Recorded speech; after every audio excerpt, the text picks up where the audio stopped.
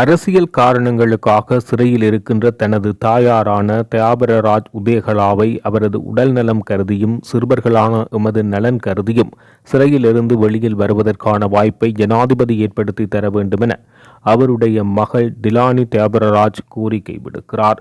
இன்றைய தினம் இடம்பெற்ற ஊடகவியலாளர் சந்திப்பில் அவர் இந்த கோரிக்கையை விடுகிறார். சர்வ மக்கள் கட்சியினுடைய உருவாக்கத்தால் பிள்ளையானுடன் ஏற்பட்ட முரண்பாடினால் தனது தாயார் தண்டனை கைதியாக சிறையில் அடைக்கப்பட்டிருப்பதாக அவர் தனது குற்றச்சாட்டை முன்வைத்துள்ளார். எனவே பிள்ளையானுடன் இருந்த முன்விரோதமே தமது தாயின் இந்த நிலைக்கு காரணம் என அவர் சுட்டிக்காட்டி தமது தாயின் விடுதலை தொடர்பாக ஜனாதிபதியிடம் ஒரு பகிரங்கமான கோரிக்கையினை குடும்பமாக அவர்கள் கண்ணீர் மல்க விடுத்திருந்தனர். நான் உதயகலா தியாபரராஜின் அம்மா ரஜினி கதைக்கிறேன். நான் கடந்த 17ஆம் தேதி எங்களுக்கு ஒரு காணொலி வந்தது. இந்த மகள் ஒரு மட்டக்களப்பில் அரசியல் சர்வ மக்கள் கட்சி என்று தொடங்கி ஒரு அரசியல் தொடங்கியிருந்தால் அதால் வந்த பிரச்சனையால் அங்கே இருந்த பிள்ளையானாக்களால் ஒரு பிரச்சனை வந்தபடியாக அவள் சிறையிலே அடைக்கப்பட வேண்டிய சூழ்நிலை வந்தது. கடந்த 2023 ஜனவரி மாதம் சிறையில் அடைக்கப்பட்ட எனது மகள் இன்னுமாக வெளியில் வரவில்லை. கடந்த நாட்களில் அவன் மகளுக்கு அந்த சிறையில் சரியான பிரச்சனைகள் துன்பங்கள் நடந்திருக்கிறது. அதை நாங்கள் பார்க்கின்ற பொழுது மிகவும் நாங்கள் வேதனை அடைந்தோம். ஏனென்றால் அவருக்கு உயிர் அச்சுறுத்தல் விடுக்கப்பட்டிருக்கிறது. இந்த இடத்திலும் அவள் பிள்ளைகளை குறித்து அவருக்கு 4 பிள்ளைகள், அந்த பெண் பிள்ளைகளின் நிலைமையை குறித்து நாங்கள் மிகவும் கவலை எடுக்கிறோம். எங்களுக்கு எந்த விதமான பொருளாதார வசதியும் இல்லை. இந்த நிலைமையில் தான் நாங்கள் மீடியாவை நாங்கள் நோக்கி வந்தோம். இந்த நிலையில் இந்த பிரச்சனையை ஜனாதிபதிக்கு எட்ட வேண்டும். அவள் மகளுக்கு நடக்கிற பிரச்சனைகளுக்கு சரியான தீர்வு கிடைத்து மகளை விடுதலையாக்கும்படியாகவும் எல்லாத்தையும் பிரச்சனையும் தீர்ந்து சமாதானத்தோடு இந்த பிள்ளைகள் எங்கள் இலங்கை தேசத்திலே வாழ ஜனாதிபதி அவர்களுக்கு உதவி செய்யும்படியாக கேட்டுக்கொள்கிறோம்.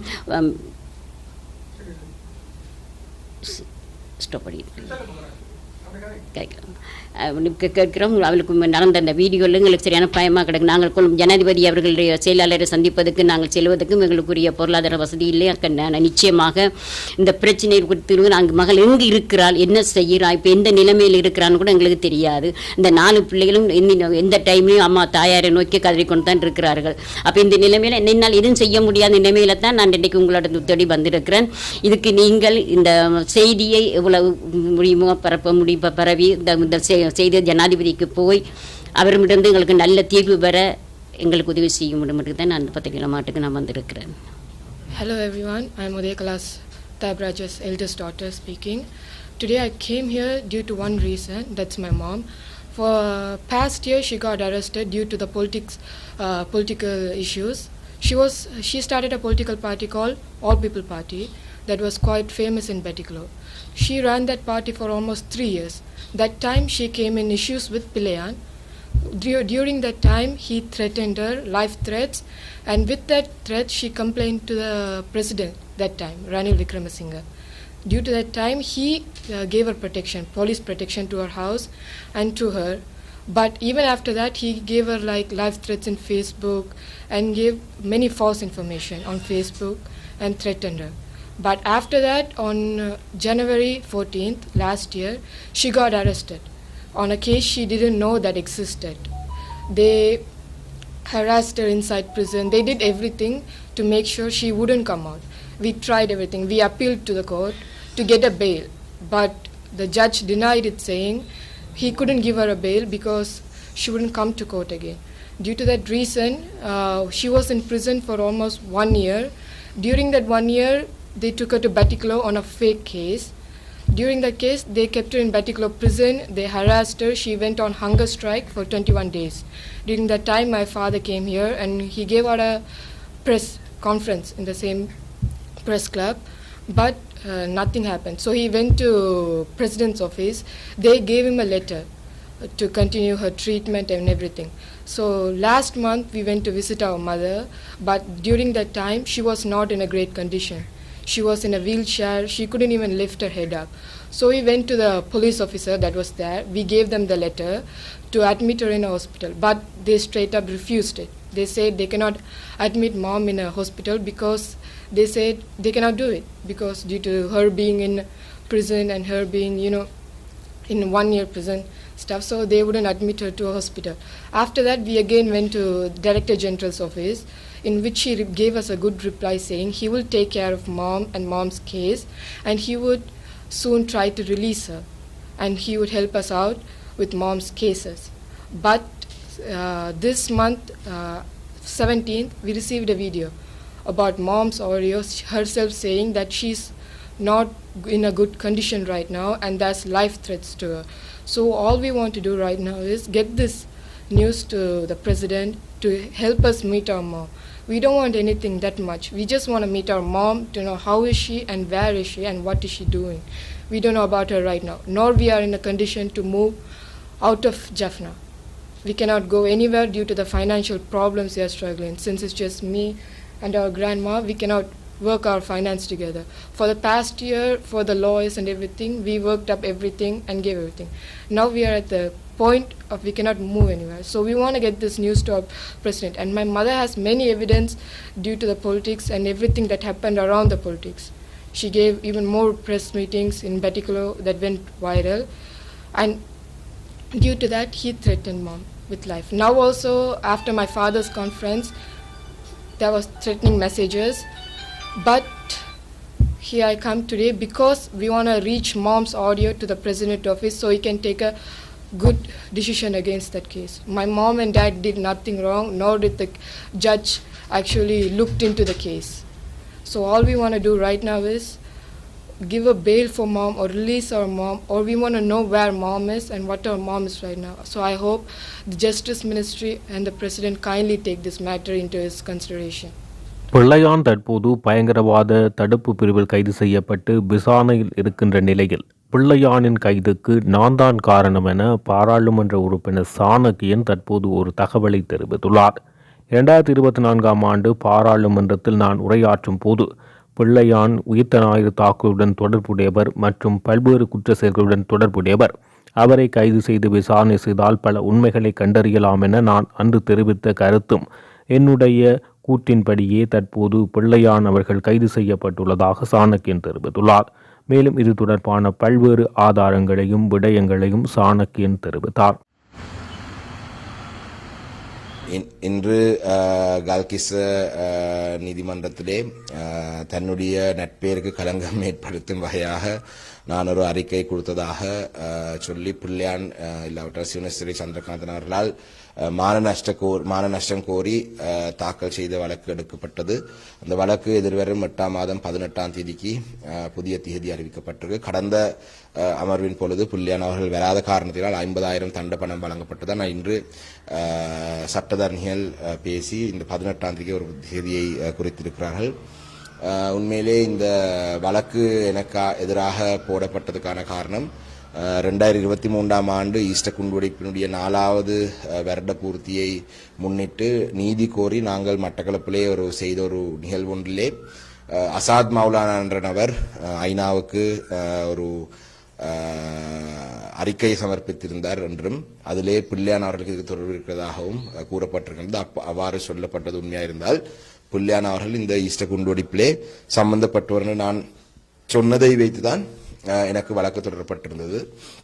ஆனால் தற்பொழுது நாட்டிலே பாதுகாப்பு அமைச்சர் ஆனந்த விஜயபால் அவர்கள் இந்த விடயம் தொடர்பாக ஒரு அறிக்கை விட்டிருந்தார். பிள்ளையான் அவர்களுக்கு இதுக்கு தொடர்பு இருக்கின்றதை சொல்லியிருந்தார். அந்த வகையிலே இந்த விடயம் மிகவும் விரைவாக விசாரிக்கப்பட வேண்டும். நேற்றைய தினம் ஏப்ரல் 21ஆம் தேதி ஈஸ்டர் குண்டுவெடிப்பு நடந்து 6 வருடங்கள் பூர்த்தியான நிலையிலே அதுக்கு பிரதான சூத்திரதாரிகள் யார் என்றதை அறிவிக்கிறதாக ஜனாதிபதி அவர்கள் சொல்லியிருந்தாலும் கூட நேற்றைய தினம் வரைக்கும் பிள்ளையானை கைது செய்வதை தாண்டி வேறு எதுவும் நடக்கவில்லை. அசாத் மௌலானாவுடைய அந்த வாக்குமூலத்திலே வைத்துதான் பிள்ளையானை கைது செய்திருக்கிறார்களா இருந்தால் அவர் இன்னும் பல விடயங்களை சொல்லியிருக்கிறார். குறிப்பாக முன்னாள் நீதி அமைச்சரை பற்றி பல குற்றச்சாட்டுகள் முன்வைக்கப்பட்டிருக்கின்றது. பசில் ராஜபக்சவரை எப்படி நீதித்துறையை தலையிட்டார் என்று குற்றச்சாட்டு முன்வைக்கப்பட்டது. சட்டமா அதிபர் திணைக்களுக்கு எதிராக முறைப்பாடு அதாவது குற்றம் சுமத்தப்படுகின்றது. இந்த விடயங்களையும் ஆராய வேண்டும். அதே போலதான் பாராளுமன்றத்திலே நான் பேசிய ஒரு உரை ஒன்று 2024ஆம் ஆண்டிலே இப்ப சமூக வலைதளங்களூடாக தெற்கிலே வேகமாக பரவி கொண்டிருக்கின்றது. அதிலே சொல்லப்பட்ட விடயம் பிள்ளையானை கைது செய்து விசாரித்தால் பல உண்மைகளை அறியலாம் என்று அந்த வேலை பிள்ளையானை கைது செய்திருக்கிறார்கள். என்னுடைய ஏனைய உரைகளிலேயும் ஹென்சாடை எடுத்து பார்த்தால் பல உண்மைகளை பல விடயங்களை நான் வெளியிலே சொல்லியிருக்கிறேன். இந்த விடயங்களையும் உடனடியாக விசாரித்து ஏனைய தரப்பினருக்கும் நடவடிக்கை எடுக்க வேண்டும் என்பதை சொல்லிக் கொள்கிறேன். இம்முறை வடக்கிலும் சரி தெற்கிலும் சரி அனுர அலை வீசாது என முன்னாள் பாராளுமன்ற உறுப்பினரும் இபிஆர்எல்எஃபினுடைய தலைவருமான சுரேஷ் பிரேமச்சந்திரன் ஒரு பகிரங்கமான கருத்தை தெரிவிக்கிறார். இம்முறை வடக்கில் பாராளுமன்ற தேர்தல், ஜனாதிபதி தேர்தலில் வடக்கு மக்கள் அனுரகுமார திசாநாயக்கவை ஆதரித்து ஏமாற்றமடைந்த நிலையில் தற்போது அனுரவினுடைய அலை இம்முறை இங்கு வீசாது எனவும் தெற்கிலும் இதே நிலைமை காணப்படுகின்றது எனவும் தெற்கில் எதிர்க்கட்சிகள் அனைத்தும் ஒன்று சேர்ந்து இவர்கள் உள்ளூராட்சி மன்ற சபைகளில் ஆட்சி அமைக்க முடியாத நிலையை அவர்கள் ஏற்படுத்துவார்கள், அதே நிலை வடக்கிலும் ஏற்படும் என பகிரங்கமான சவால் ஒன்றினை அவர் விடுக்கிறார். முதலாவதாக ஜனநாயக தமிழ் தேசிய கூட்டணியின் சில வேட்புமனுக்கள் ஏற்கனவே நிராகரிக்கப்பட்டிருந்தன.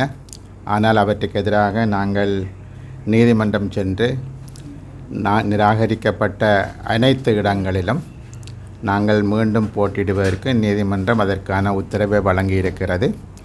அதேபோல் தேர்தல் ஆணையமும் அதற்கான கடிதங்களை எமக்கு வழங்கியிருக்கிறது.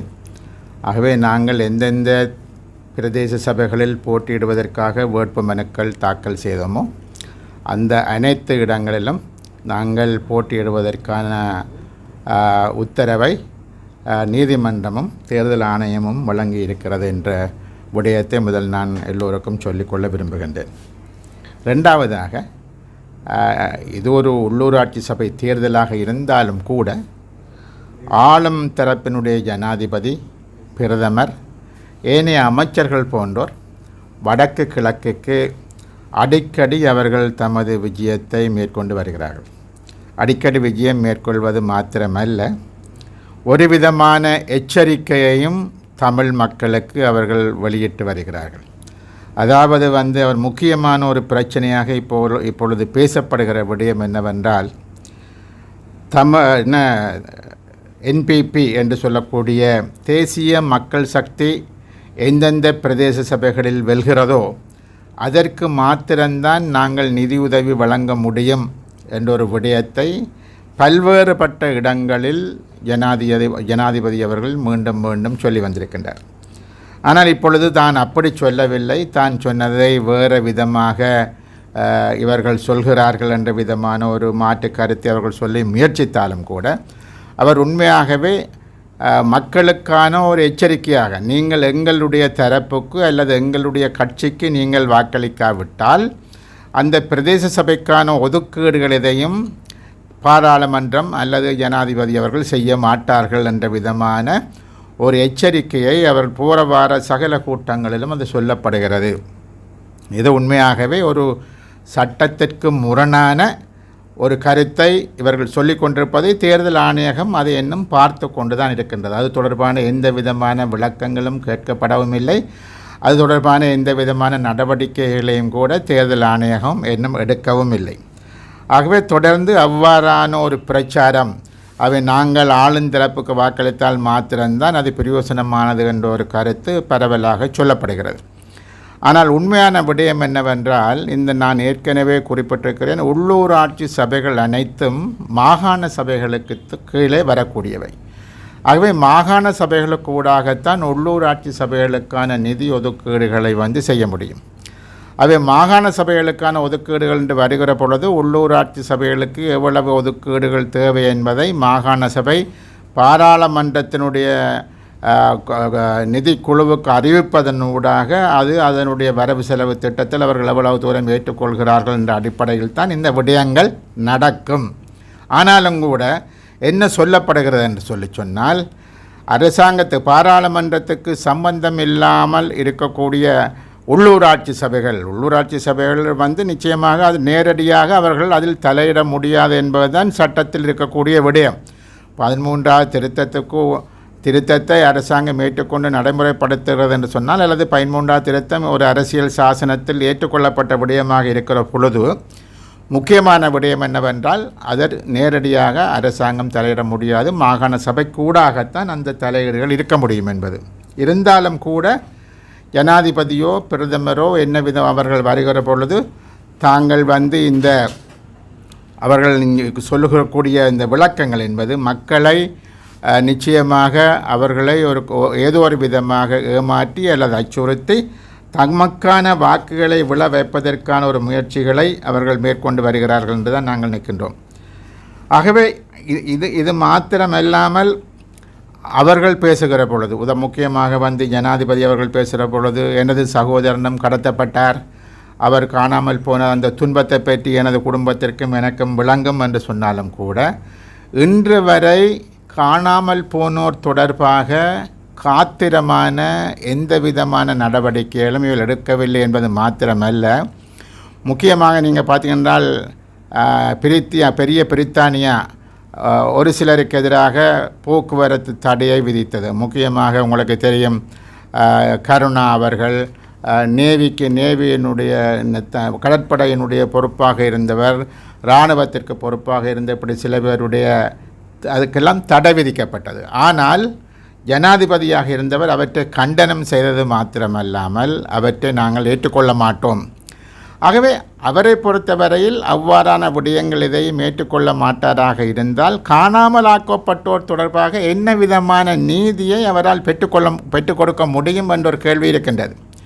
ஆகவே இங்கு மேடையில் பேசுகிற பொழுது தான் ஏதோ எல்லாவற்றையும் செய்வார் என்று கூறினாலும் கூட நடைமுறையில் பார்க்கிற பொழுது அதற்கு எதிரான நடவடிக்கைகளைத்தான் அவர் தொடர்ந்து செய்து கொண்டு வருகிறார். ஆகவே மேடையில் ஏறி நிற்கிற பொழுது தேர்தலை ஒட்டி பல்வேறுபட்ட விதமான படங்கள் காட்டப்படுகிறது. இப்பொழுதும் சொல்லப்படுது, காணிகளை நாங்கள் விடுவிப்போம். 6 மாதங்கள் முடிந்திருக்கக்கூடிய சூழ்நிலையில் காணிகள் எவ்வளவு தூரம் விடுவிக்கப்பட்டிருக்கிறது என்பது முதலாவது கேள்வி. ஆனால் இன்றும் கூட என்ன சொல்லப்படுகிறது, நாங்கள் கிளிநொச்சியில் யாழ்ப்பாணத்தில் காணிகளை விடுவிப்போம் என்று கூறுகின்றார்கள். அவை இது யுத்தம் முடிந்தது 2009ஆம் ஆண்டு, 2025ஆம் ஆண்டில் நிற்கிறோம். ஆட்சி அதிகாரத்துக்கு 6 மாதங்கள் கடந்துவிட்ட நிலையில் எத்தனை ஏக்கர் பரப்பளவை உங்களால் விடுவிக்க முடியும் என்று கூட உங்களால் சொல்ல முடியாத சூழ்நிலையில் தான் நீங்கள் இருக்கிறீர்கள். ஆகவே நீங்கள் இது தொடர்பாக இராணுவம் என்ன சொல்கின்றதோ இராணுவம் சொல்கிறதை தமிழ் மக்களுக்கு சொல்லக்கூடிய சூழ்நிலையில் இருக்கிறீர்களே தவிர, அல்லது ஒரு தேர்தல் நெருங்குகிற பொழுது ஒரு வீதியை திறந்து விடுவது போன்ற சின்ன சின்ன விஷயங்களை காட்டி வாக்குகளை பெற்றுக்கொள்ள அவர்கள் யோசிக்கிறார்களே தவிர, ஏதோ ஒரு விதமாக தமிழ் மக்களுக்கான ஒரு படத்தை காட்டி அதனூடாக வாக்குகளை பெற்றுக்கொள்ளலாம் என்று யோசிக்கிறார்களே தவிர வேறு எதுவும் அவர்களுடைய மட்டத்திலிருந்து நிச்சயமாக இல்லை. இன்னும் ஒரு முக்கியமான விடயம், இன்று வரை தமிழ் மக்களினுடைய அடிப்படை பிரச்சனை பற்றி, தமிழ் மக்களுடைய பிரச்சனையை எவ்வாறு நாங்கள் தீர்க்கப் போகிறோம் என்பதை பற்றி இன்று வரை அவர் எந்த ஒரு கூட்டத்திலும் எந்த ஒரு சொல்லும் பேசியது கிடையாது. முதல் தமிழ் மக்கள் இவை அனைத்தையும் புரிந்து கொள்ள வேண்டும்.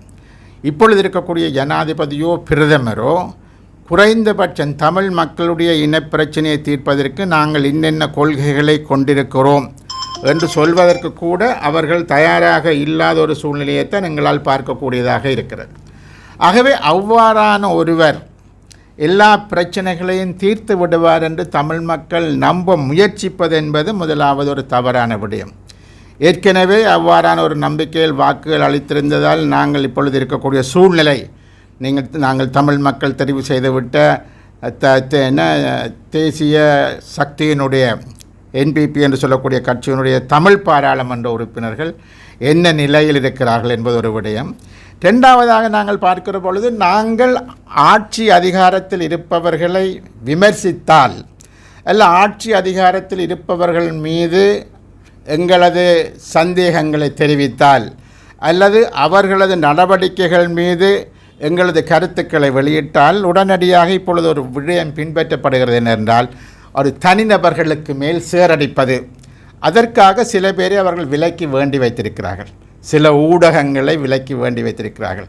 அது சமூக வலைத்தளங்களாக இருக்கலாம், என்னவாக இருக்கலாம், அல்லது ஒரு சில பாராளுமன்ற உறுப்பினர்களாக இருக்கலாம். இப்படியானவர்களை அவர்கள் விலக்கி வேண்டி அதனூடாக நாங்கள் கேட்கிற கேள்விகளுக்கு பதில் சொல்ல வக்கில்லாதவர்கள் என்ன செய்கிறார்கள் என்று சொன்னால், அவர்கள் தனி மனிதர்கள் மீது சேரடிக்கிற ஒரு விஷயம். இப்படி இது இப்பொழுது மாத்திரமில்லை, கடந்த பாராளுமன்ற தேர்தலில் நாங்கள் பார்த்தால் அது நடைபெற்றது. பல்வேறுபட்ட கட்சி தலைவர்களுக்கு எதிராக பல்வேறுபட்ட சேரடிப்புகள் நடைபெற்றது. இப்பொழுது அதே பாணி மீண்டும் ஒரு முறை பின்பற்றப்படுகின்ற ஒரு சூழ்நிலை நாங்கள் பார்க்கக்கூடியதாக இருக்கிறது. ஒருவர் மீது அல்ல, பல்வேறுபட்ட கட்சி தலைவர்கள் மீது அவர்கள் விலைக்கு வேண்டிய சமூக வலைத்தளங்களை நடத்தக்கூடியவர்கள் அவ்வாறான சீரழிப்பு விஷயங்களை செய்கின்றதையும் எங்களால் பார்க்கக்கூடியதாக இருக்கின்றது. ஆகவே இந்த தேர்தலில் தாங்கள் வெல்வதனூடாக தாங்கள் மக்கள் மத்தியில் செல்வாக்கு வெறுமனே தமிழ் மக்கள் மாத்திரமல்ல சிங்கள மக்கள் மத்தியிலும் செல்வாக்கு பெற்றவர்களாக இருப்பதாக காட்டிக்கொள்ள முயற்சிக்கின்றார்கள். முக்கியமாக சிங்கள தரப்பில் கூட இப்பொழுது தேர்தல் முடிந்ததுக்கு பிற்பாடு இந்த அரசாங்கத்திற்கு எதிராக கூட்டை சேர்ந்து ஆட்சி அமைக்க வேண்டும் என்ற யோசனையை பல்வேறுபட்ட தரப்புகள் முன்வைத்திருக்கின்றது.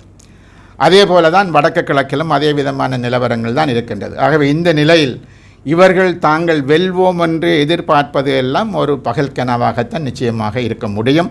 அவை தமிழ் மக்கள் இந்த கருத்துக்கள் அனைத்தையும் புரிந்து கொண்டு இந்த அரசாங்கம் தன்னை ஒரு முற்போக்கான தமிழ் மக்களுடைய பிரச்சனைகளை தீர்க்கக்கூடிய இனவாதமற்ற மதவாதமற்ற என்று சொல்லக்கூடிய இந்த அரசாங்கம் தமிழ் மக்கள் அல்லது தமிழ் பேசும் மக்கள் பெரும்பான்மையாக வாழக்கூடிய வடக்கு கிழக்கு மாகாணங்களில் அந்த சிங்கள மேலாதிக்கத்தை விடுத்து அங்கு தமிழ் நிர்வாகத்திற்கு முன்னுரிமை கொடுக்க வேண்டும்.